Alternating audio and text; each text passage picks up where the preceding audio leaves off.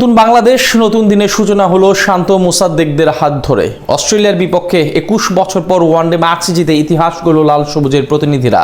আগে ব্যাট করে মোসাদ্দেক হোসেন সৈকতের দুর্দান্ত ব্যাটিংয়ের পর নাহিদ রানা তাসকিনদের অসাধারণ বোলিংয়ে দারুণ এক জয় তুলে নেয় বাংলাদেশ, সাথে এগিয়ে গেল সিরিজ জয়ের পথে। শক্তিশালী অস্ট্রেলিয়ার বিপক্ষে টাইগারদের এমন পারফরমেন্স নিয়ে বাকিটা জানবো রিপোর্ট।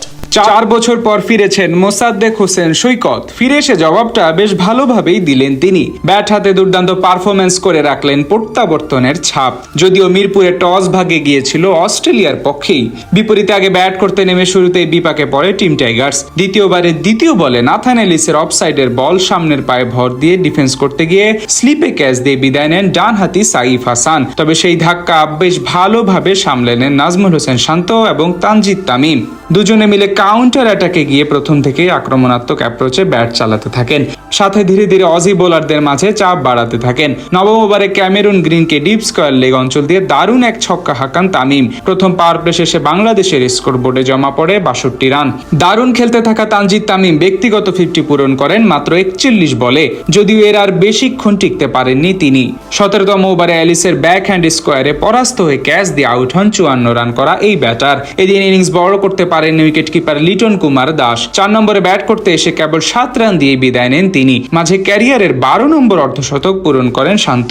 এরপর আর মাত্র 17 রান যোগ করে তিনি ফিরে যান একই পথে। পঞ্চম উইকেটে জুটি গড়েন মোসাদ্দেক হোসেন সৈকত এবং তাওহিদ হৃদয়। দুজন মিলে প্রথম দিকে দেখে শুনে খেললেও ধীরে ধীরে রানের গতি বাড়াতে থাকেন। তাদের পার্টনারশিপে ভর করে দারুণভাবে আগাতে থাকে বাংলাদেশ দল।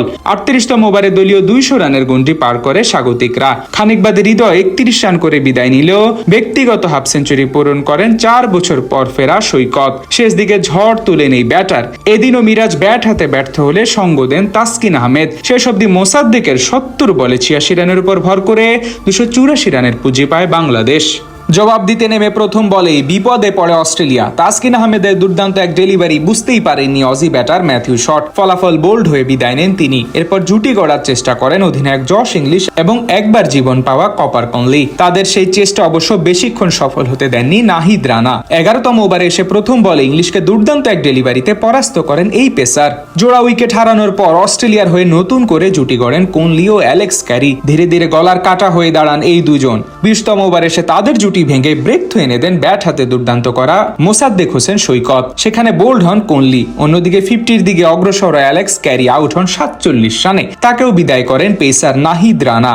128 রানে 5 উইকেট হারানোর পর আর তেমন ভাবে প্রতিরোধ গড়ে তুলতে পারেনি সফরকারী অস্ট্রেলিয়া। টাইগার বোলারদের নিয়ন্ত্রিত বোলিং এর সামনে তেমন ভাবে পাত্তা পায়নি তারা। ফলে দীর্ঘ 21 বছর পর অজিদের বিপক্ষে ওয়ানডে ম্যাচ জয়ের স্বাদ পেয়ে যায় বাংলাদেশ। সাথে সিরিজেও এগিয়ে গেল 1-0 ব্যবধানে।